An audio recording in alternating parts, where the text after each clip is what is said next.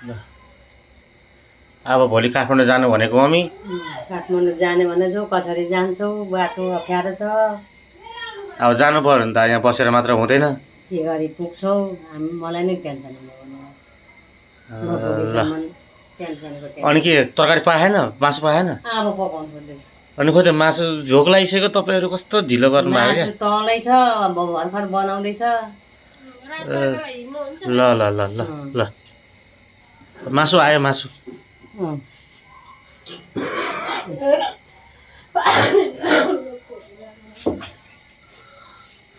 कतिखेर पकाउने खाना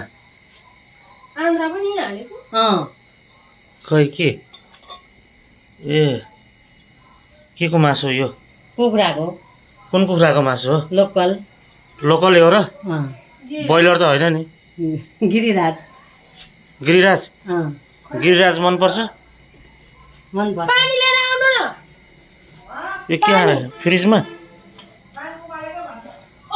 लिएर आउनु न पानी लिएर आउनु भनेको अरू पनि छ त पुरै छिटो मरिसक्यो घाँटी